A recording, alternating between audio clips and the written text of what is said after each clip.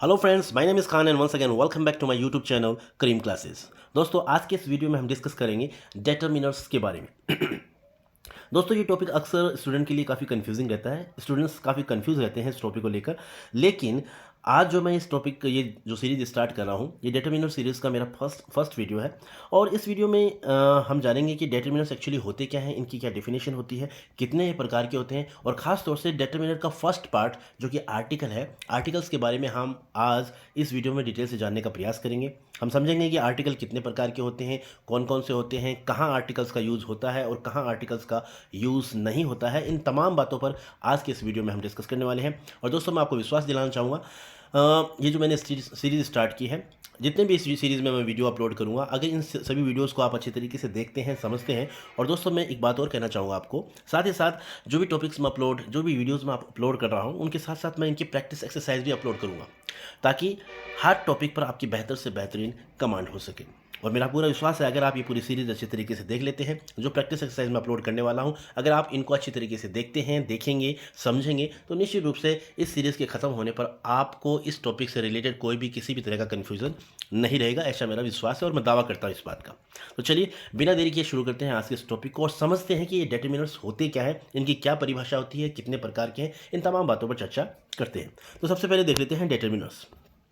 जैसा कि डिटर्मिनर्स का मतलब होता है दोस्तों, निर्धारण करने वाला या निश्चय करना। ठीक है, ये डेटरमाइन से ये इस वर्ड की उत्पत्ति हुई है, डेटरमाइन से। और डेटरमाइन का मतलब होता है निश्चय करना। तो एक तरह से हम कह सकते हैं कि डिटर्मिनर्स जो होते हैं वो निर्धारक होते हैं। अब क्या है इसकी डेफिनेशन वो देख लेते हैं। डेटरमिनर शब्द की उत्पत्ति डेटरमाइन शब्द से हुई है, जिसका अर्थ है निश्चय करना। जैसा कि मैंने आपको बताया, डेटरमाइन वर्ड से इसकी उत्पत्ति हुई है और इसका मतलब होता है निश्चय करना। अतः वे शब्द जो किसी संज्ञा अथवा संज्ञा समूह या नाउन ग्रुप की पहचान करने के लिए प्रयोग किए जाते हैं। यानी एक तरह से हम मान सकते हैं कि डिटर्मिनर्स जो होते हैं वो हमेशा और हमेशा नाउन या नाउन ग्रुप से पहले आते हैं। ये बात आपको अच्छी तरीके से अपने दिमाग में बैठा लेनी है कि डिटर्मिनर्स जो होते हैं वो हमेशा नाउन से पहले आएंगे या नाउन ग्रुप से पहले आएंगे। अब नाउन आप जानते ही हैं, नाउन होता है संज्ञा। ठीक है, संज्ञा कोई भी नेमिंग वर्ड। ठीक है, तो उसे तो हम नाउन कहते हैं। और नाउन ग्रुप होता है, नाउन ग्रुप का मतलब ये होता है कि कोई भी शब्दों का समूह, दो या दो से अधिक शब्दों का समूह जो किसी नाउन को इंडिकेट करता है। यानी जब किसी दो या दो से अधिक शब्दों के समूह में हेड वर्ड, मेन वर्ड जो नाउन होता है, तो उसे हम नाउन फ्रेज बोलते हैं। और डिटर्मिनर का यूज़ है या तो नाउन फ्रेज से पहले होता है और या नाउन से पहले होता है। ये बात आपको ध्यान रखनी है। डिटर्मिनर का यूज़ नाउन के बाद में कभी भी नहीं होता। ये आपको अच्छी तरीके से समझ लेना है। दूसरी इसकी विशेषता क्या है, ये हमेशा नाउन से पहले आते हैं, सर्वनाम से पहले इनका प्रयोग नहीं होता है। तो आपको ध्यान रखना है, डिटर्मिनर का यूज़ होगा तो वो नाउन से पहले ही होगा, नाउन के बाद में कभी भी डिटर्मिनर का यूज़ नहीं होता है। प्रोनाउन से पहले इनका कभी प्रयोग नहीं होता है, यानी सिर्फ और सिर्फ ये नाउन से पहले यूज़ किए जाते हैं।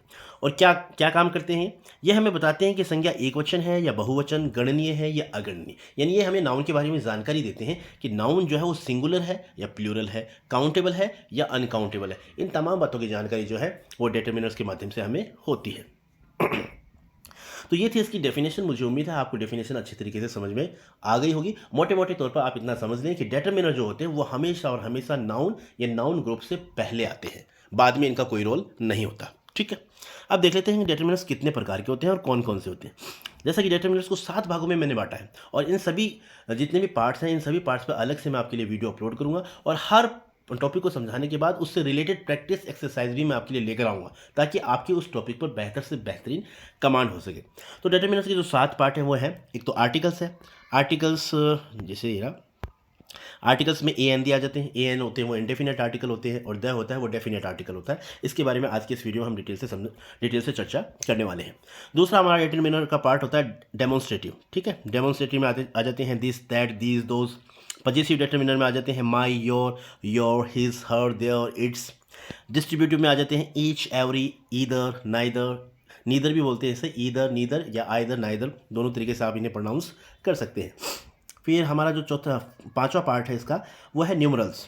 न्यूमरल्स में आ जाते हैं some, any, few, a few, the few, all, both, many, several, various, a good many, a great many, many and no, enough, more, fewer, another, other. ये तमाम जो वर्ड्स हैं, जैसा कि आप स्क्रीन पे देख पा रहे हैं, ये सभी वर्ड्स आते हैं न्यूमरल्स के अंतर्गत।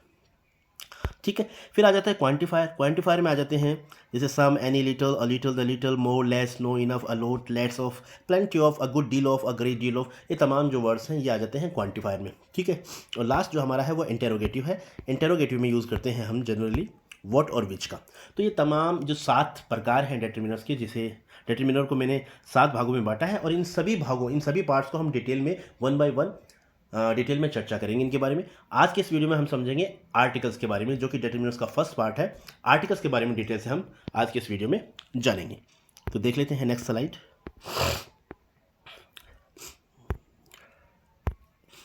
यूसेज ऑफ डिटरमिनर्स, और पहला हमारा जो पार्ट है डिटरमिनर का वो है आर्टिकल्स। अब आर्टिकल्स होते हैं 2 प्रकार के, एक तो होता है डेफिनेट, एक होता है इनडेफिनेट।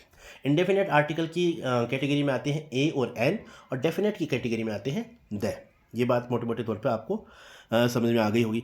अब देख लेते हैं ए और एन का प्रयोग कहाँ कहाँ होता है, क्योंकि एग्जाम में जो क्वेश्चन पूछे जाते हैं उनमें article fill in the blanks के अंदर आपको आर्टिकल भरना होता है, ए एन या द का यूज़ आपको करना होता है।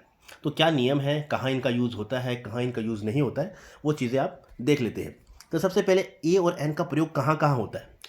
दोस्तों जनरली हमें बताया जाता है, छोटी क्लासेस में जब हम पढ़ते थे तो हमें ये बताया जाता था कि ए का यूज़ होता है वो कॉन्सोनेंट से पहले होता है, और एन का यूज़ होता है वो वोवल से पहले होता है। वोवल मतलब ए ई आई ओ यू, ये 5 लेटर होते हैं, इन्हें वोवल की श्रेणी में माना जाता है। तो जनरली शुरू में हमें यही बताया जाता था कि वोवल होते हैं उनसे पहले तो एन का यूज़ किया जाता है, और बाकी जो कॉन्सोनेंट है, जो 21 लेटर है अल्फ़ाबेट के, इंग्लिश अल्फ़ाबेट के, वो कॉन्सोनेंट होते हैं, तो उनसे पहले हम ए का यूज़ करते हैं। लेकिन ये गलत है दोस्तों। एक्चुअली ए का प्रयोग अगर हम माने तो ए का प्रयोग होता है कॉन्सोनेंट साउंड से पहले, कॉन्सोनेंट से पहले नहीं, बल्कि कॉन्सोनेंट साउंड से पहले ए का हम यूज़ करते हैं, और एन का यूज़ करते हैं वोवल साउंड से पहले। वोवल से पहले नहीं, वोवल साउंड से पहले। भले ही आपका जो स्टार्टिंग का पहला लेटर वोवल हो, लेकिन अगर साउंड आपकी वोवल साउंड नहीं है तो वहाँ पर आप एन का यूज़ नहीं करेंगे। आगे इस वीडियो में जब एग्जाम्पल्स मैं आपके लिए लेकर आऊँगा तो आप बेहतर तरीके से इस बात को समझ पाएंगे। जैसे कि देख लेते हैं ऐसे वर्ड्स के पहले ए का प्रयोग होता है जो कॉन्सोनेंट साउंड से आरंभ होते हैं। ठीक है, ये बात आपको ध्यान रखना है। जब आपका कोई वर्ड है वो अगर कॉन्सोनेंट साउंड से, कॉन्सोनेंट से नहीं, कॉन्सोनेंट साउंड से प्रारंभ हो रहा है तो वहां पर आप एन का यूज़ कभी भी नहीं करेंगे, वहां पर आप यूज़ करेंगे ए का। ठीक है, जैसे एग्जांपल देख लेते हैं, सी इज़ अ गुड लेडी। अब देखो गुड, गुड में गै का साउंड आ रहा है जो कि कॉन्सोनेंट है, इसलिए हमने यहाँ पर ए का यूज़ किया। और जैसा कि डिटरमिनर के बारे में मैंने आपको बताया था कि डिटरमिनर जो है वो नाउन या नाउन फ्रेज से पहले यूज़ किया जाता है। तो गुड लेडी अपने आप में एक नाउन फ्रेज होगी, क्योंकि इसमें मेन वर्ड जो है वो है लेडी, और लेडी को मॉडिफाई कर रहा है गुड, जो कि एक एडजेक्टिव है, और गुड और लेडी दोनों मिलकर एक बनते हैं नाउन फ्रेज। और नाउन फ्रेज से पहले हमने यूज़ किया है अ, यानी ए आर्टिकल को हमने यूज़ किया है। तो ठीक है, यानी सी इज़ अ गुड लेडी। अब अ क्यों आया, क्योंकि जो हमारा साउंड है गुड का वो गै से शुरू होता है, और जो कि कॉन्सोनेंट साउंड है, इसलिए हमने ए का यूज़ किया है। अगला हमारा सेंटेंस देखते हैं, it is a fine weather today. तो फाइन फै का साउंड है, इसलिए हमने ए का यूज़ किया। ठीक है, she always wears a uniform in school. अब देखो, यानी ये जो यूनिफॉर्म है इसमें अगर हम देखें तो वोवल से स्टार्टिंग है, वो लेटर तो वोवल है, यानी फर्स्ट लेटर वर्ड का क्या है, वोवल है, लेकिन साउंड क्या आ रही है, यूनिफॉर्म, यानी यह साउंड आ रही है जो कि एक कॉन्सोनेंट साउंड है, और यह कॉन्सोनेंट साउंड होने के कारण ही हमने यहाँ पर ए का यूज़ किया है। She always wears a uniform in school. ठीक है, तो हमने यू को नहीं देखा है, बल्कि हमने उस साउंड को देखा है। यूनिफॉर्म में जो यह का साउंड हो रहा है उस साउंड को देखा है, और ये साउंड जो है वो कॉन्सोनेंट साउंड है, इसलिए हमने यहाँ पर अ का यूज़ किया है, और ये बात आपको हमेशा ध्यान में रखनी है। इसी तरीके से अगला एग्जाम्पल देख लेते हैं, सी इज़ अ यूरोपियन लेडी। अब यूरोपियन में देखो ई साइलेंट है, ठीक है, यूरोपियन में ई साइलेंट है, हालांकि वोवल है, लेकिन साउंड जो है वो यूरोपियन यानी यह का साउंड आ रहा है, इसलिए हमने ई का यूज़ किया है। तो ये बात आपको अच्छी तरीके से अपने दिमाग में ध्यान रखनी है। जब भी किसी वर्ड का जो पहला लेटर है, अगर वर्ड का साउंड जो है वो कॉन्सोनेंट साउंड से स्टार्ट हो रहा है तो वहाँ पर आप ए का यूज़ करेंगे। ठीक है, फिलहाल आपको इतनी बात अपने दिमाग में सेट कर लेनी है। ठीक है, अगला एग्जांपल देख लीजिए, do you have a 1 rupee note. अब देखो ओ है, हालांकि वोवल है, लेकिन साउंड आ रहा है वह का, और वह एक कॉन्सोनेंट साउंड है, इसलिए हमने ए का यूज़ किया है। अब देखते हैं नेक्स्ट हमारा रूल। नेक्स्ट रूल हमारा ये रहा, ऐसे वर्ड्स के पहले एन का प्रयोग होता है जो वोवल साउंड से आरंभ होते हैं, यानी कॉन्सोनेंट साउंड से आरंभ हो रहे हैं तो वहाँ पर हम ए का यूज़ करेंगे, और वोवल साउंड से आरंभ हो रहा है, वोवल साउंड से स्टार्ट हो रहा है, तो वहाँ पर हम एन का यूज़ करेंगे। भले ही कॉन्सोनेंट हो, लेटर कॉन्सोनेंट हो, लेकिन अगर साउंड वोवल है तो हम वहाँ पर एन का यूज़ करेंगे। एग्जाम्पल देख लेते हैं। पहला एग्जाम्पल है, she eats an apple every day. ठीक है, एप्पल हालांकि ए वोवल भी है और साउंड भी ए से है, यानी साउंड भी वोवल साउंड है, तो हमें वोवल साउंड देखना है। ठीक है, तो वोवल साउंड ए है, यानी वोवल साउंड है, इसलिए हमने एन का यूज़ किया है। उसी तरीके से देख लीजिए, श्रीलंका इज़ एन आइलैंड। ठीक है, तो आई से स्टार्ट और साउंड भी हमारा क्या है, वोवल साउंड है, इसलिए हमने यहाँ पर एन का यूज़ किया है। एन अंकल, तो अ का साउंड आ रहा है जो कि वोवल साउंड है, इसलिए हमने एन का यूज़ किया है। सी इज़ एन इंजीनियर, तो इंजीनियर वही वोवल साउंड है, इसलिए हमने एन का यूज़ किया है। इसी तरीके से अगला एग्जांपल है, she gave an orange to me, तो ओ का साउंड आ रहा है जो कि वोवल साउंड है, इसलिए हमने एन का यूज़ किया है। अगला हमारा रूल देखते हैं, एन का प्रयोग ऐसे वर्ड्स के पहले करें जो म्यूट एच से आरंभ होते हैं। ये आपको ध्यान रखना है, इसमें अक्सर एग्जाम में ऐसा क्वेश्चन पूछा जाता है। यानी अगर कई वर्ड ऐसे होते हैं जो एच से शुरू होते हैं, हालांकि उस वर्ड का जो एच वर्ड होता है, वो एच लेटर होता है, वो साइलेंट होता है, ठीक है ना, तो वहाँ पर हम एन का यूज़ करते हैं। देख लेते हैं एग्जाम्पल, जैसे ही केम हाफ एन आवर अर्लियर। अब हालांकि आवर जो है HOUR, ये हावर नहीं पढ़ा जाएगा, ये इसको प्रोनाउंस करेंगे आवर, ठीक है ना। एच का जो साउंड है वो साइलेंट रहेगा।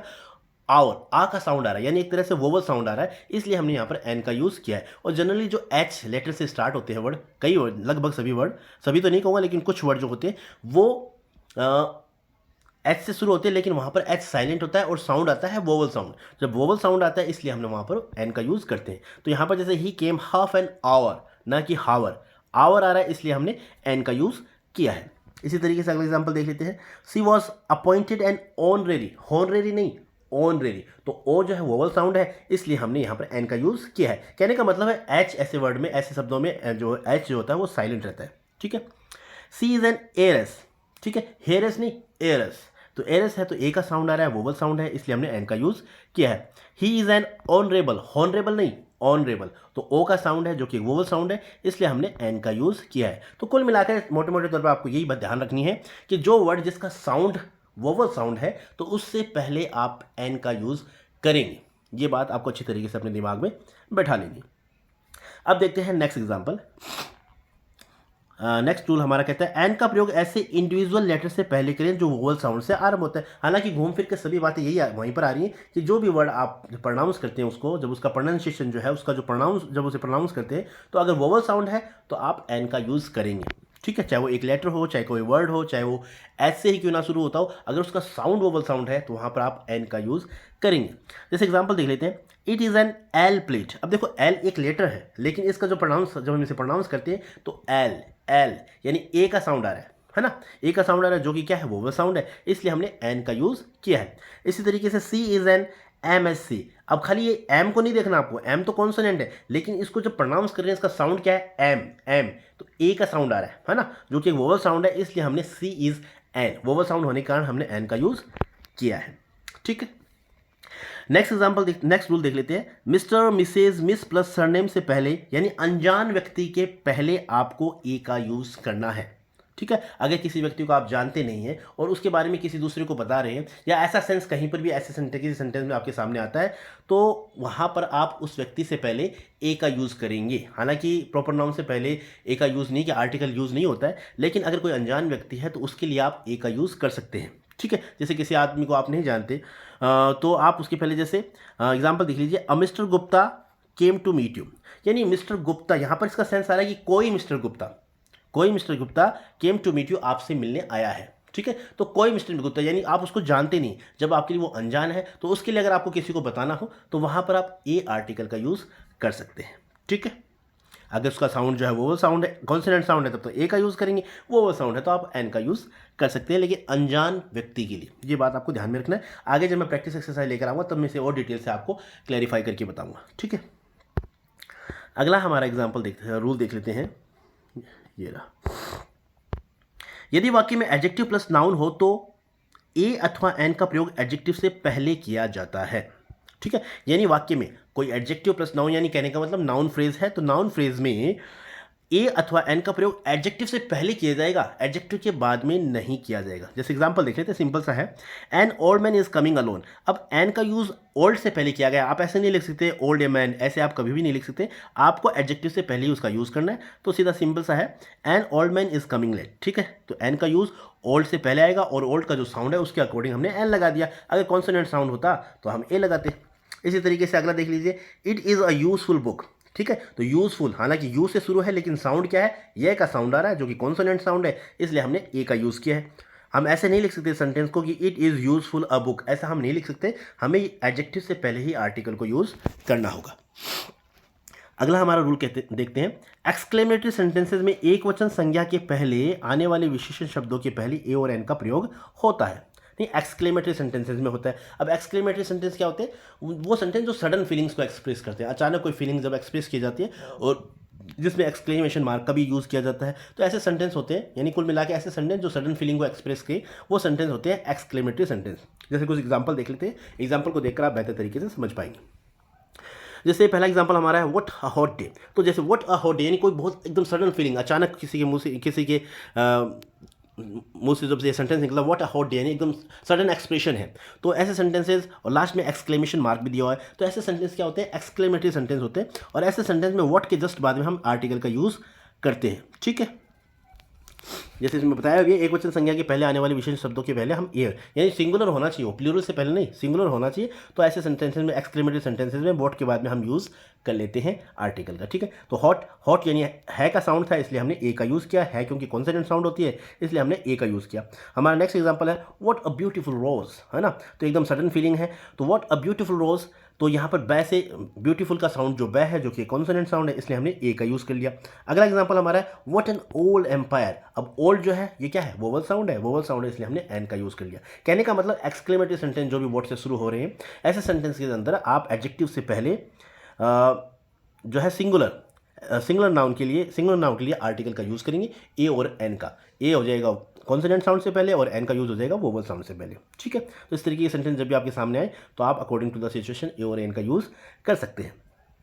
नेक्स्ट रूल हमारा है यदि काउंटेबल नाउन के साथ सच का प्रयोग किया गया हो तब ए और एन का प्रयोग किया जाता है। ये भी आपको ध्यान रखना, आगे किसी सेंटेंस में सच वर्ड का यूज़ किया जा रहा है तो उसके जस्ट बाद में आर्टिकल का हम यूज़ करते हैं, ए का यूज़ करते हैं और एन का यूज़ करते हैं। ए का यूज़ हो जाएगा वोवल साउंड से पहले, और सॉरी ए का यूज़ हो जाएगा कॉन्सोनेंट साउंड से पहले और एन का यूज़ हो जाएगा वोवल साउंड से पहले। एग्जाम्पल देख लेते हैं। It was such an interesting movie. अब सच के बाद हमने एन का यूज़ किया, क्यों किया? क्योंकि इंटरेस्टिंग जो है आई ई से शुरू है जो कि कॉन्सोनेंट साउंड है इसलिए हमने एन का यूज़ कर लिया। She was such a good friend, यहाँ पर हमने ए का यूज़ किया, क्यों? क्योंकि हमारा अगला जो वर्ड गुड जो वर्ड है इसका साउंड क्या है? गैसे है इसलिए हमने ए का यूज़ कर लिया। It was such a good deed, तो यहाँ पर भी हमने ए का यूज़ कर लिया, क्यों? क्योंकि हमारा एडजेक्टिव जो अगला वर्ड है वो गै से शुरू है, गै साउंड है जो कि कॉन्सोनेंट साउंड है इसलिए हमने ए का यूज़ कर लिया। मोटे मोटे तौर पर आपको ये ध्यान रखना है कि अगर कोई सेंटेंस आपके सामने आ रहा है जिसमें सच वर्ड का यूज़ किया गया है उसके जस्ट बाद में आपको आर्टिकल लगाना है, ए या एन आर्टिकल आपको सेट करना है। अब ए हो जाएगा कॉन्सोनेंट साउंड से पहले और एन हो जाएगा वोवल साउंड से पहले। ठीक है, अब आगे देखते हैं। तो ये थे ए और एन के यूज़। ठीक है, कहाँ करने हैं कहाँ नहीं करने मैंने अच्छी तरीके से डिटेल से आपको समझा दिया। मोटे मोटे तौर पर अगर इसका ओवरव्यू लें तो मैं आपको बताना चाहूँगा कि ए का यूज़ होता है कॉन्सोनेंट साउंड से पहले और एन का यूज़ होता है वोवल साउंड से पहले, चाहे वो एक लेटर हो, चाहे एक वर्ड हो, चाहे वो एच वर्ड से शुरू हो, किसी एच लेटर से शुरू हो, किसी भी तरह से शुरू हो, अगर उसका साउंड जो है कॉन्सोनेंट साउंड है तो आप आर्टिकल ए का यूज़ करेंगे और अगर वोवल साउंड है तो आप आर्टिकल एन का यूज़ करेंगे। अब देख लेते हैं द का यूज़। ए और एन ये तो क्या है? इंडेफिनेट आर्टिकल होते हैं, इंडेफिनेट आर्टिकल की श्रेणी में आते हैं। अब हमारा जो थर्ड आर्टिकल है वो है द, और द का यूज द जो है वो डेफिनेट आर्टिकल की श्रेणी में आता है। और द को लेकर द के प्रोनाउंसिएशन को लेकर भी थोड़ा सा मैं आपको बताना चाहूँगा कि दोस्तों द की ऐसा बताया जाता है कि द के बाद में यानी टी एच ये जो वर्ड है इसको कई जगह दी प्रोनाउंस किया जाता है और कई जगह द प्रोनाउंस किया जाता है। तो मैं आपको बताना चाहूँगा जहाँ टी एच ई द यानी इसके बाद में जस्ट बाद में अगर कोई वर्ड जो है वो वोवल साउंड से स्टार्ट हो रहा है, अगर कोई वर्ड वोवल साउंड से स्टार्ट हो रहा है तो वहाँ पर आप इसका प्रोनाउंसिएशन करेंगे, इसे प्रोनाउंस करेंगे दी। ठीक है, जैसे एग्जांपल के तौर पर अगर आपको बोलना हो, जैसे कोई पिक्चर मूवी खत्म होती है तो हम बोलते हैं दी एंड, हम द एंड नहीं बोलते, दी एंड बोलते हैं। क्यों बोलते हैं? क्योंकि ई एंड डी एंड जो है उसका प्रोनाउंसिएशन जो है उसे हम प्रोनाउंस करते हैं एंड, यानी उसकी जो वोवल साउंड उस वर्ड में क्या आ रहा है, स्टार्टिंग क्या है? वोवल साउंड से हो रही है और वोवल साउंड से हो रही है इसलिए हम द को प्रोनाउंस करेंगे दी से। इसी तरीके से दी एलिफेंट, ठीक है ना। लेकिन अगर टी एच ई द इस वर्ड के बाद में कोई जो हमारा जो नया जो वर्ड है आगे का वर्ड वो अगर कॉन्सोनेंट साउंड से स्टार्ट हो रहा है तो वहाँ पर हम टी एच ई को प्रोनाउंस करेंगे द से। जैसे एग्जांपल के तौर पर the car, the boy, the doctor, ये सभी जो वर्ड है ये कॉन्सोनेंट साउंड से स्टार्ट हो रहे हैं इसलिए हम इसे प्रोनाउंस करेंगे द। लेकिन अगर आपको बोलना हो the end, the elephant, the engineer, तो ये सब क्या है? वोवल साउंड है इसलिए हमने आर्टिकल द का, इसलिए हम वोवल साउंड है इसलिए हम द का प्रोनाउंस करेंगे, द को प्रोनाउंस करेंगे दी से। ठीक है, तो ये छोटा सा डिफरेंस था, उम्मीद करता हूँ आपको समझ में आ गया होगा। अब देख लेते हैं द का प्रयोग कहाँ कहाँ होता है, ये बातें देख लेते हैं। ऐसे ऑब्जेक्ट या ग्रुप ऑफ ऑब्जेक्ट्स जो यूनिक हैं उनसे पहले का दै का प्रयोग करते हैं। तो मोटे मोटे तौर पर आपको समझ लेना है कि दै का प्रयोग यानी जो यूनिक है, अपने आप में एक है, इस दुनिया में अनोखे हैं, अपने आप में एक हैं, यूनिक हैं, तो उनसे पहले हम दै का प्रयोग करते हैं, दै का यूज़ करते हैं। अब जहाँ देखो दी अर्थ, यहाँ पर दै का प्रोनाउंसिएशन क्या होगा? दी होगा, दै नहीं होगा, दी होगा। क्यों? क्योंकि EARTH अर्थ, अर्थ में ए वोवल साउंड आ रहा है और वोवल साउंड आ रहा है, तो दै को हम प्रोनाउंस करेंगे दी से। यहाँ पर द सी, दी स्काई, ठीक है। तो इस तरीके से, और स्काई, सी, अर्थ ये अपने आप में यूनिक है, इसलिए हम इससे पहले द आर्टिकल का यूज़ करते हैं। अगला हमारा रूल कहता है ऐसे नाउन से पहले जो सेकंड टाइम प्रयुक्त किए जाने के कारण डेफिनेट हो गए, यानी अगर कोई दो सेंटेंस आपके सामने आते हैं और पहले सेंटेंस में आर्टिकल ए का यूज़ किया गया और उसी नाउन को दोबारा यूज़ किया जा रहा है, तो एक तरह से उस नाउन के बारे में, उस चीज़ के बारे में आपको बताया जा रहा है, वो चीज़ क्या हो गई? डेफिनेट हो गई। तो ऐसी सिचुएशन में आप जब दोबारा उस वर्ड को यूज़ किया जाता है, उस नाउन को यूज़ किया जाता है, तो वहाँ पर हम द आर्टिकल का यूज़ करते हैं। एग्जाम्पल के तौर पर देख लीजिए, देयर वॉज ए किंग, ठीक है, एक राजा था। अब देयर वॉज ए किंग, अब अगला सेंटेंस इस सेंटेंस से रिलेटेड ही है, यहाँ पर इस सेंटेंस को क्या कर दिया गया? डेफिनेट कर दिया गया इस वर्ड को। The king was very kind, यानी एक राजा था, अब उस राजा के बारे में बताया गया, इसका मतलब उस राजा को निश्चित एकदम डेफिनेट कर दिया गया है, उस पर क्या क्या एम्फेसाइज किया गया है। तो यहाँ पर the king was very kind, तो दोबारा जब यूज़ किया गया है तो उस नाउन के पहले हम द आर्टिकल का यूज़ करते हैं, ठीक है। अगला हमारा रूल है ऐसे नाउन से पहले जिसने फ्रेज और क्लोज जोड़कर उसे डेफिनेट बना दिया गया, या ऐसा कोई नाउन है जो क्या है, किसी फ्रेज या क्लोज से जुड़ा हुआ है, तो वहां पर भी हम उस नाउन से पहले द आर्टिकल का यूज़ करते हैं। एग्जाम्पल देख लेते हैं, जैसे the man with the flag is my uncle. अब द मैन से पहले हमने आर्टिकल द इसलिए लगाया, क्यों? क्योंकि जो विद द फ्लैग ये फ्रेज इससे जुड़ी हुई है। अब इस फ्रेज से जुड़ी होने के कारण क्या हो गया? एक तरह से डेफिनेट कर दिया गया इस वर्ड को, और इस नाउन को डेफिनेट कर दिया गया, और डेफिनेट कर दिया गया इसलिए हम इससे पहले द आर्टिकल का यूज़ करते हैं। इसी तरीके से I know the habits of the boy that I met yesterday. अब द बॉय से पहले हमने द आर्टिकल का यूज़ किया, क्यों क्या? क्योंकि आगे दैट आई मेट यस्टरडे ये जो क्लोज आई है, इस क्लोज के कारण इसे क्या कर दिया गया? इस नाउन को डेफिनेट कर दिया गया, इसलिए हमने बॉय से पहले द आर्टिकल का यूज़ किया है, ठीक है। हालांकि इस टॉपिक से रिलेटेड अगला वीडियो जो मैं लेकर आऊँगा उसमें लगभग 100 सेंटेंसेस मैं आपकी प्रैक्टिस के लिए लेकर आऊँगा, और उन सेंटेंस को आप अगर अच्छी तरीके से समझ लेते हैं तो फिर इस टॉपिक से रिलेटेड कोई भी कन्फ्यूज़न आपके जहन में नहीं रहेगा। अब देख लेते हैं हमारा जो है द का यूज़। सुपरलेटिव डिग्री से पहले भी द का यूज़ किया जाता है, ये आपको ध्यान रखना है, जनरली एग्जाम में ऐसे क्वेश्चन पूछे जाते हैं। जैसे she is the best girl of the school, तो सुपरलेटिव डिग्री 3 प्रकार की होती है, पॉजिटिव डिग्री, कंपेरेटिव डिग्री और सुपरलेटिव डिग्री। तो सुपरलेटिव डिग्री होती है, उससे पहले द आर्टिकल का यूज़ आपको बिना सोचे समझे आपको करना है, ठीक है। जैसे एग्जाम्पल है she is the best girl of the school. अब बेस्ट किसकी डिग्री है? सुपरलेटिव, गुड, बेटर, बेस्ट, ठीक है।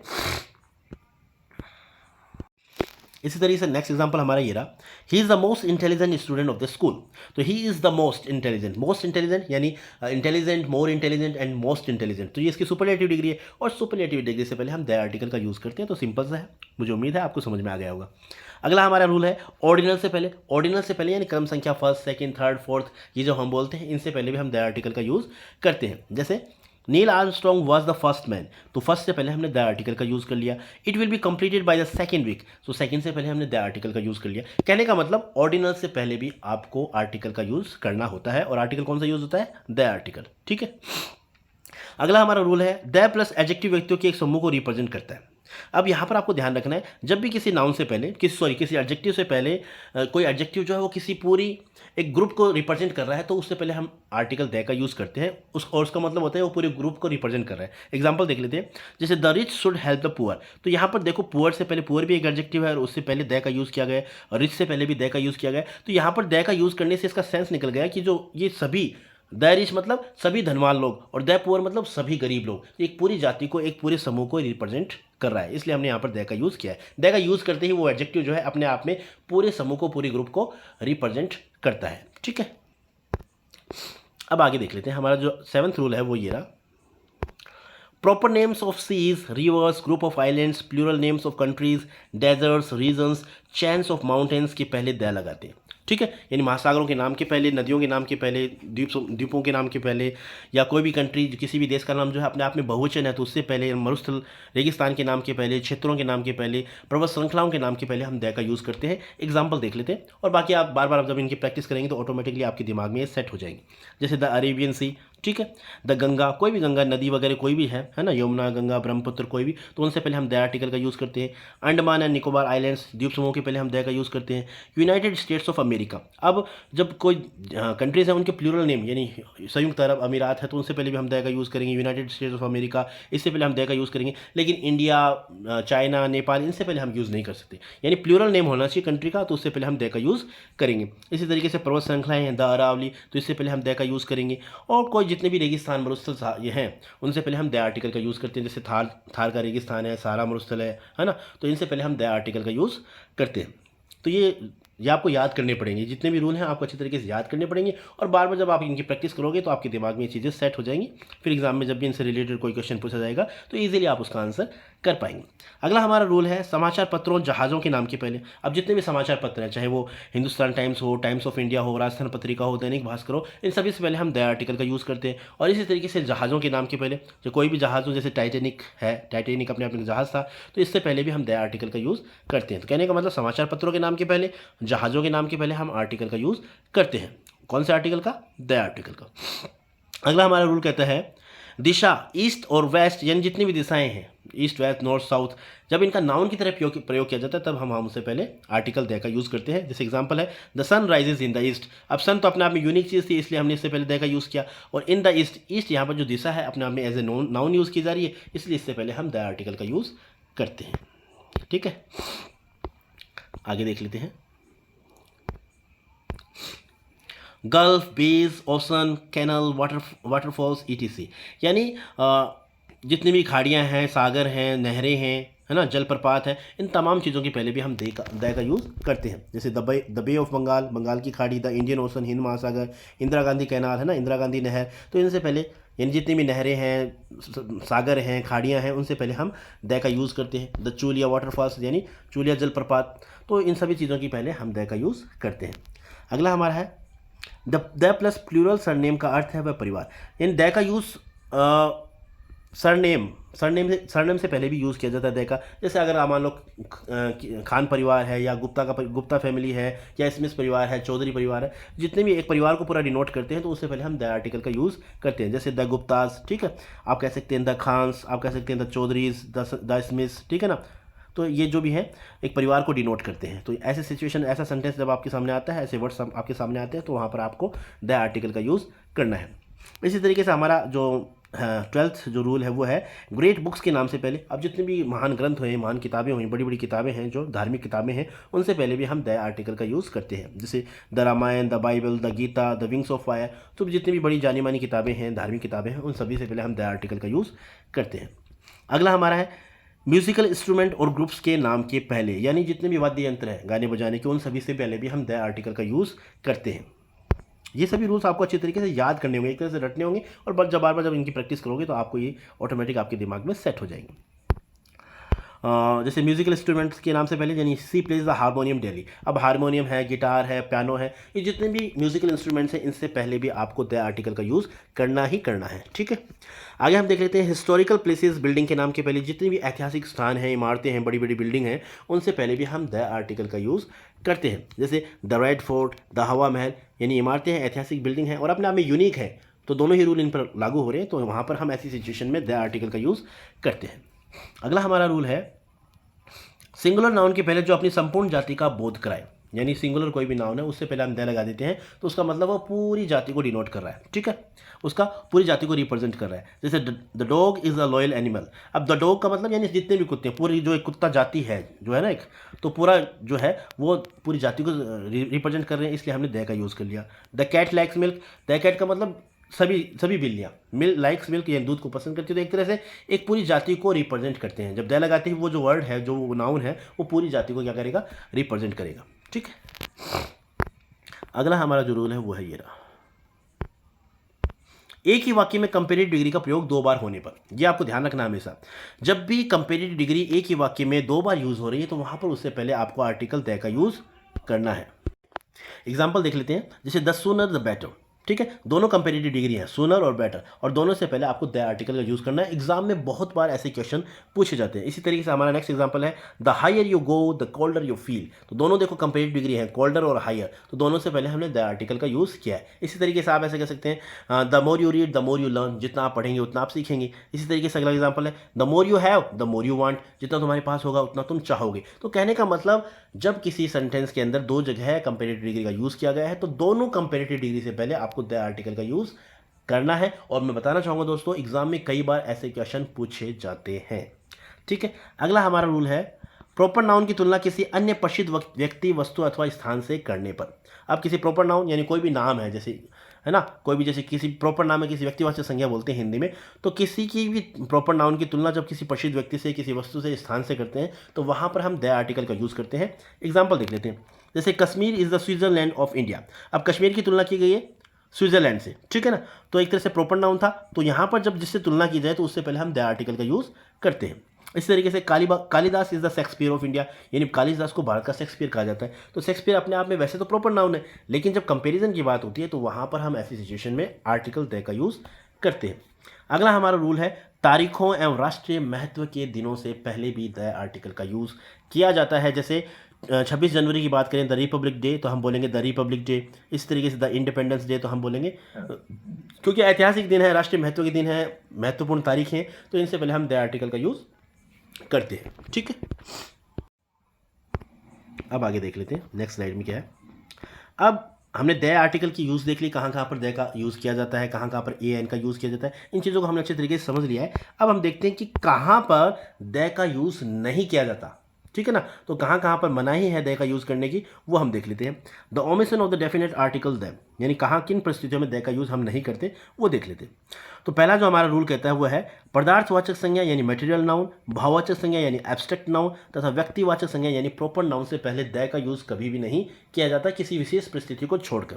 और वो परिस्थिति क्या है, जब मैं अगले वीडियो में आपके लिए प्रैक्टिस एक्सरसाइज लेकर आऊँगा तो उसमें मैं जब उसको डिफाइन करके बताऊँगा तो उस वक्त मैं आपको अच्छी तरीके से समझाऊँगा। फिलहाल आप देख लें कि जैसे मटेरियल नाउन और भाववाचक संज्ञा एब्स्ट्रैक्ट नाउन और प्रॉपर नाउन, इनसे पहले द आर्टिकल का यूज़ नहीं किया जाता। एग्जांपल देख लेते हैं, Krishna was a great philosopher. अब कृष्णा जो है अपने आप में एक प्रॉपर नाउन है, तो प्रॉपर नाउन से पहले हमने द आर्टिकल का यूज़ नहीं किया। Diamond is costlier then gold. अब डायमंड और गोल्ड ये दोनों क्या है, ये मटेरियल नाउन है, तो मटेरियल नाउन है, इनसे पहले आर्टिकल का हमने यूज़ नहीं किया है। इसी तरीके से wisdom is greater than wealth. अब विजडम और वेल्थ दोनों क्या है, एब्स्ट्रैक्ट नाउन है, भाववाचक संज्ञा है, इसलिए इनसे पहले हमने द आर्टिकल का यूज़ नहीं किया है। मोटे मोटे तौर पर आपको इतना याद रखना है, मटेरियल नाउन, एब्स्ट्रैक्ट नाउन और प्रॉपर नाउन, इनसे पहले द आर्टिकल का यूज़ नहीं होता है। अगला हमारा रूल है, देख लेते हैं, ये रहा, भाषाओं, अध्ययन के विषयों, खेलों, सार्वजनिक स्थलों, बीमारियों तथा निश्चित समय पर किए जाने वाले साधारण भोजनों के नाम के पहले भी द आर्टिकल का यूज़ नहीं होता। यानी कोई भी लैंग्वेज है, कोई भी सब्जेक्ट, टीचिंग सब्जेक्ट है, कोई भी गेम है, कोई भी पब्लिक प्लेस है, या कोई बीमारी है, या कोई भी हम दोपहर का रात का जो भोजन करते हैं, उनके नाम के पहले भी द आर्टिकल का यूज़ नहीं किया जाता है। जैसे एग्जांपल देख लेते हैं, आई एम लर्निंग स्पेनिश। ठीक है, तो भाषा थी, लैंग्वेज थी, तो स्पेनिश से पहले हमने द आर्टिकल का यूज़ नहीं किया। He doesn't like maths. अब मैथ्स यानी एक सब्जेक्ट है, तो इससे पहले भी हमने द आर्टिकल का यूज़ नहीं किया। इसी तरीके से आई लाइक वॉचिंग क्रिकेट। अब जितने भी खेल हैं उनसे पहले भी हम द आर्टिकल का यूज़ नहीं करते। We go to garden to play hockey. तो हॉकी अपने आप में खेल है, इसलिए हमने यहाँ पर आर्टिकल का यूज़ नहीं किया है। I had dinner eight night. अब डिनर क्या है, रात्रि का भोजन है, तो साधारण भोजनों के नाम के पहले भी हम आर्टिकल द का यूज़ नहीं करते। हाँ, किसी विशेष ओकेजन पर जब किसी को जब किसी ऐसे किसी वर्ड को एम्फेसाइज किया जाए, है ना, किसी भी डिनर को, रात्रि भोजन को, दोपहर के भोजन को जब कोई एम्फेसाइज करके बताया जाए किसी सेंटेंस के अंदर, तो वहाँ पर विशेष परिस्थितियों में हम द आर्टिकल का यूज़ करते हैं। लेकिन जनरली रात्रि साधारण भोजनों के नाम के पहले हम द का यूज़ नहीं करते। इसी तरीके से I am suffering from dengue. तो डेंगू अपने आप में बीमारी है और बीमारी से पहले आर्टिकल का यूज़ नहीं किया जाता है। My mother goes to temple daily. अब टेम्पल जो सार्वजनिक स्थल है, तो वहाँ पर भी हम आर्टिकल का यूज़ नहीं करते। इसको लेकर थोड़ा सा एक स्पष्ट करना चाहूँगा कि ये जितनी भी सार्वजनिक स्थल की चीज़ें जो हैं, जैसे टेंपल है, और आगे एग्जांपल भी है, रूल भी है, उसमें मैं आपको अच्छी तरीके से समझाऊंगा। लेकिन जिस पर्पज़ के लिए अगर ये बनाई गई है, उस पर्पज़ के लिए अगर वहाँ जाया जाता है, तब हम द का यूज़ नहीं करते। और अगर दूसरे पर्पज़ के लिए वहाँ पर जाया जाए तो वहाँ पर हम आर्टिकल द का यूज़ करते हैं। ठीक है, तो my mother goes to temple daily, यानी एक तरह से मेरी माँ जो है वो रोज़ाना मंदिर जाती है, यानी पूजा करने जाती है, यानी जो पर्पज़ जिस पर्पज़ के लिए उसे बनाया गया है उसी पर्पज़ के लिए जाती है। इसलिए इस सेंस में हम यहाँ पर द आर्टिकल का यूज़ नहीं करेंगे। अगर किसी दूसरे सेंस में वहाँ पर जाया जाए तो वहाँ पर हम द आर्टिकल का यूज़ करते हैं। आगे आने वाले रूल्स में मैं आपको अच्छी तरीके से समझाऊंगा। अगला हमारा जो है वो रूल ये कहता है महीनों दिनों, एक मिनट, महीनों दिनों रंगों राष्ट्रों तथा त्योहारों के नाम के पहले द का प्रयोग नहीं होता। यानी कोई भी मंथ नेम है, दिनों के नाम है, कलर्स नेम है, राष्ट्रों के नाम यानी कोई भी कंट्रीज़ के नेम है, हालांकि प्लूरल होंगे तब तो हम द आर्टिकल का यूज़ करेंगे, वैसे जनरली हम यूज़ नहीं करते। और त्यौहार जितने भी फेस्टिवल्स हैं उनके नाम के पहले द का प्रयोग नहीं किया जाता। एग्जाम्पल देख लेते हैं। December is the coldest month of winter season. अब दिसंबर अपने आप में महीने का नाम है, इसलिए हमने इससे पहले आर्टिकल का यूज़ नहीं किया। Saturday comes before Sunday. अब सैटरडे क्या है, दिनों के नाम है, सैटरडे संडे, तो इनसे पहले भी आर्टिकल द का यूज़ नहीं किया जाता। The leaves of this plant is green. अब ग्रीन अपने आप में कलर है और कलर से पहले आर्टिकल का यूज़ नहीं किया जाता। India is rich in culture and tradition. अब इंडिया अपने आप में सिंगुलर नाम है, जब किसी कंट्री का सिंगुलर नाम होता है तो उससे पहले हम आर्टिकल का यूज़ नहीं करते। हाँ, इसकी जगह अगर United state of America, United state of संयुक्त अरब अमीरात ऐसे वर्ड्स होते हैं, प्लूरल नेम होते हैं किसी कंट्री के, तो वहाँ पर हम द आर्टिकल का यूज़ करते हैं। इस तरीके से Diwali is celebrated with pomp and show. तो दिवाली अपने आप में त्यौहार है, होली है, दिवाली है, ईद, बकरीद, ये जितने भी त्यौहार हैं इनसे पहले भी हम आर्टिकल का यूज़ नहीं करते हैं। ठीक है, अब हमारा लास्ट का रूल है वो देख लेते हैं। ये रहा। Church, market, school, college, bed, prison, hospital के पूर्व द का प्रयोग नहीं किया जाता यदि इनका प्रयोग उनके मुख्य कार्यों के लिए किया गया हो। यानी जिस चीज़ के लिए ये चीज़ें बनाई गई हैं, अगर उसी चीज़ के लिए इनका काम यूज़ किया जा रहा है तो इनसे पहले आर्टिकल द का यूज़ नहीं किया जाता। और अगर दूसरे पर्पज़ के लिए इनका यूज़ किया जा रहा है तो वहाँ पर आप आर्टिकल द का यूज़ करेंगे। एग्जाम्पल के माध्यम से आप बेहतर तरीके से समझ पाएंगे। एग्जाम्पल देख लेते हैं। हमारा फर्स्ट एग्जाम्पल है my friend goes to church every Sunday. यानी प्रार्थना के लिए जाता है, प्रार्थना का सेंस है, इसलिए हमने यहाँ पर द आर्टिकल का यूज़ नहीं किया। इसी तरीके से mother has gone to hospital. ठीक है, इलाज करवाने के लिए गए, ये सेंस है, तो यहाँ पर हमने द आर्टिकल का यूज़ नहीं किया। Sohan is going to school, पढ़ने के लिए जा रहा है, इसलिए हमने द आर्टिकल का यूज़ नहीं किया। The thief has been sent to prison. सज़ा काटने के लिए भेजा गया है चोर को जेल के अंदर, तो जो पर्पज़ है, जिस पर्पज़ के लिए इसे बनाया गया उसी पर्पज़ के लिए भेजा जा रहा है, इसलिए हमने यहाँ पर द आर्टिकल का यूज़ नहीं किया। इसी तरीके से Sita goes to bed late at night. अब बेड यानी सोने के लिए, इसलिए हमने द आर्टिकल का यूज़ नहीं किया है। लेकिन आगे देखिए, किंतु यदि इनका प्रयोग किसी अन्य रूप में किया गया हो तब द लगाया जाता है। जैसे father is coming to the school to meet my teacher. अब पिताजी जो है वो स्कूल आ रहे हैं मेरे टीचर से मिलने के लिए। पढ़ने के लिए तो नहीं आ रही, स्कूल तो बनाया गया है पढ़ने के लिए, लेकिन मिलने के लिए आ रहे हैं, यानी पर्पज़ दूसरा है। और जब पर्पज़ दूसरा होता है तो हम उस जैसे स्कूल से पहले आर्टिकल द का यूज़ करते हैं। इसी तरीके से I am going to the hospital to see my friend. अब मैं मेरे दोस्त से मिलने के लिए हॉस्पिटल जा रहा हूँ। ठीक है, क्यों, हॉस्पिटल में जनरली इलाज के लिए जाया जाता है, लेकिन यहाँ पर मिलने के लिए जाया जा रहा है, इसका मतलब दूसरे पर्पज़ के लिए, इसलिए हमने हॉस्पिटल से पहले द आर्टिकल का यूज़ किया है। इसी तरीके से the market will remain close for 2 days। तो यहाँ पर मार्केट से पहले हमने द आर्टिकल का यूज़ कर दिया। ठीक है, क्योंकि अगर उस पर्पज़ के लिए नहीं है ना, the market will remain close for 2 days, तो मार्केट से पहले हमने द आर्टिकल का यूज़ किया। इसी तरीके से the church of Goa is very big, अलग दूसरा सेंस आ रहा है तो वहाँ पर हम द आर्टिकल का यूज़ करेंगे। और अगर जिस पर्पज़ के लिए उसे बनाया गया उसी पर्पज़ के लिए उसे काम में लिया जा रहा है, वहाँ जाया जा रहा है, तो वहाँ इस सेंस में हम उसके पहले आर्टिकल का यूज़ नहीं करेंगे। ठीक है, तो ये थे ए एंड दी, इन तीनों आर्टिकल्स को मैंने अच्छी तरीके से समझाया है। तीनों डेफिनेट और इनडेफिनेट आर्टिकल्स को मैंने अच्छी तरीके से समझाया आज के इस वीडियो में। ए और एन का यूज़ कहाँ होता है, कहाँ नहीं होता, और द का यूज़ कहाँ होता है, कहाँ नहीं होता, इन तमाम बातों को बहुत ही अच्छे और आसान भाषा में मैंने आपको समझाने का प्रयास किया है। मुझे उम्मीद है आपको अच्छी तरीके से समझ में आ गया। लास्ट में हम डिस्कस कर लेते हैं, जिसे लेकर अक्सर स्टूडेंट कन्फ्यूज़ रहते हैं कि एक्चुअली डेटर्मिनर, एडजेक्टिव और प्रोनाउन में डिफरेंस क्या होता है। प्रोनाउन और डेटर्मिनर को लेकर स्टूडेंट काफ़ी कंफ्यूज रहते हैं, कई बार वो प्रोनाउन और डेटर्मिनर्स में फ़र्क नहीं कर पाते। तो दोस्तों मैं बताना चाहूँगा आज जो मैंने ये एक सारणी के माध्यम से मैं आपको क्लैरिफाई करना चाहूँगा, अच्छी तरीके से समझाना चाहूँगा कि इनमें एक्चुअली डिफरेंस होता क्या है। तो सबसे पहले अगर हम प्रोनाउन की बात करें तो प्रोनाउन क्या होता है। Pronoun is a word that is use at the place of noun. यानी प्रोनाउन जो है वो संज्ञा के स्थान पर आने वाले शब्दों को हम प्रोनाउन कहते हैं, हम अच्छी तरीके से इसे जानते हैं। ठीक है, तो प्रोनाउन कौन कौन से होते हैं, ही, सी, इट, दे, यू, वी, ये जितने भी क्या है ये प्रोनाउन है। और प्रोनाउन हमेशा संज्ञा के स्थान पर यूज किए जाते हैं, मोटे मोटे तौर पर आपको ये ध्यान रखना है। ठीक है, यानी pronoun is a word that is use at the place of noun, ये बात आपको ध्यान रखनी है। लेकिन डेटर्मिनर क्या होता है, डेटर्मिनर में डिफरेंस ये होता है कि डेटर्मिनर संज्ञा से पहले यूज किए जाते हैं। प्रोनाउन क्या, प्रोनाउन तो संज्ञा की जगह यूज़ किए जाते हैं, ये नाउन की जगह यूज़ किए जाते हैं, और डेटर्मिनर जो होते हैं वो नाउन से पहले यूज़ किए जाते हैं। ये एक मोटा डिफरेंस है डेटर्मिनर और नाउन के अंदर। ठीक है, अक्सर स्टूडेंट कंफ्यूज रहते हैं। एग्जाम्पल के तौर पर मैं आपको बताना चाहूँगा, अगर मैं कहता हूँ कि ये कार मेरी है तो मैं बोलूँगा दिस कार इज़ माइन।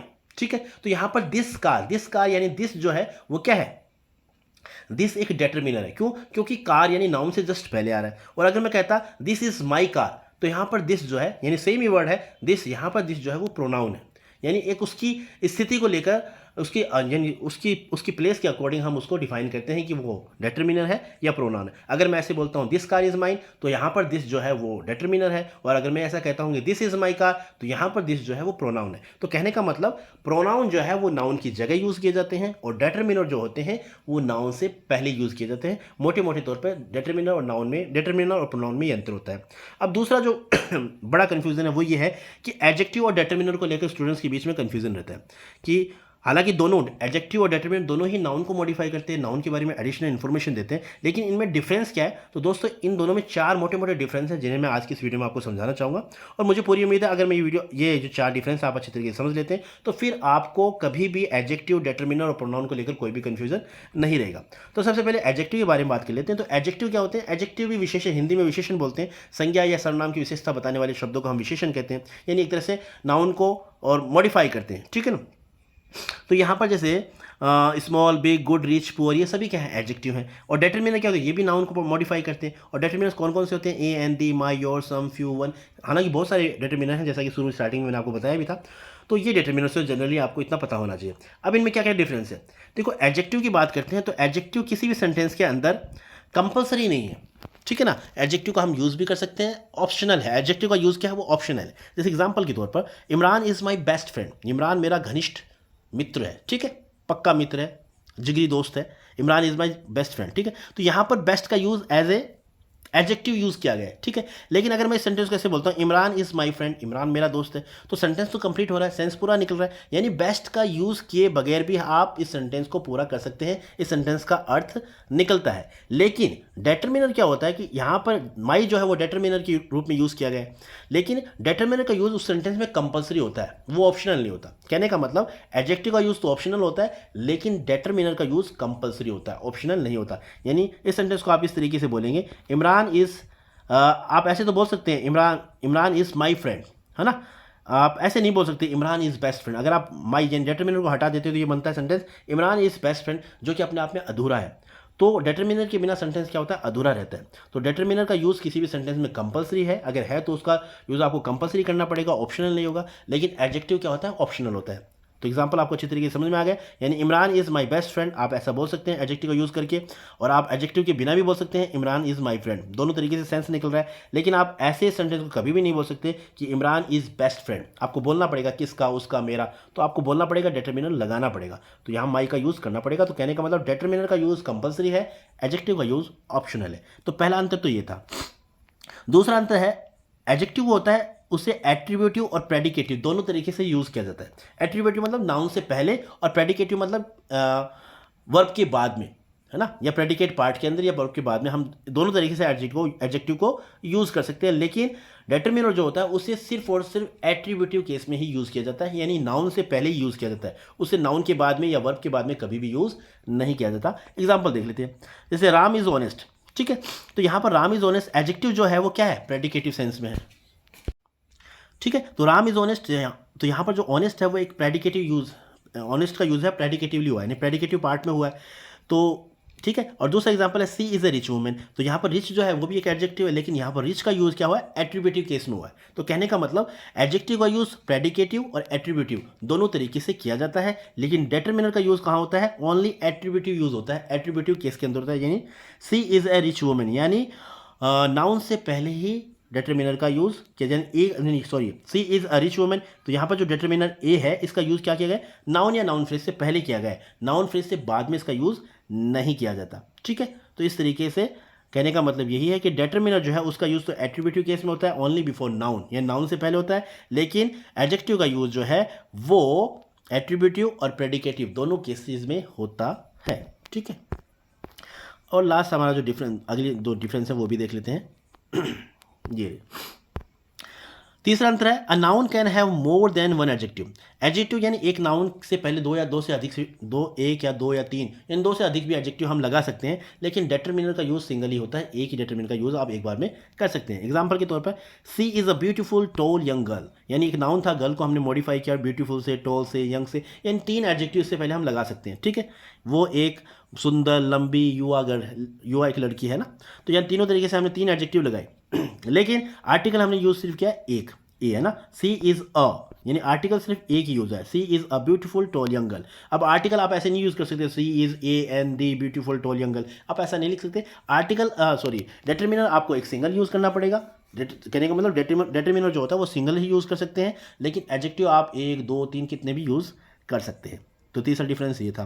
अब चौथा डिफरेंस है डिटरमिनर और एडजेक्टिव में, वो ये है कि एडजेक्टिव में क्या होता है, उनकी डिग्री होती है, सुपरलेटिव कंपेरेटिव डिग्री होती है, लेकिन डिटरमिनर की कोई भी सुपरलेटिव और कंपेरेटिव डिग्री नहीं होती। जैसे Mohan is taller than Sohan, तो टॉल, टॉलर, टॉलेस्ट, ये क्या है, डिग्रीज है, पॉजिटिव, कंपेरेटिव, सुपरलेटिव। लेकिन जो डिटरमिनर होता है उनकी कोई डिग्री नहीं होती, जैसे ए एंड दी, अब इनकी कोई डिग्री नहीं है, एयर, दियर, ये ऐसी कोई डिग्रियाँ नहीं है, इनकी कोई डिग्रीज नहीं है। तो कहने का मतलब सीधी सी बात है, एडजेक्टिव की डिग्रीज होती हैं, पॉजिटिव, सुपरलेटिव, कंपेरेटिव, लेकिन डिटरमिनर की कोई डिग्री नहीं होती है।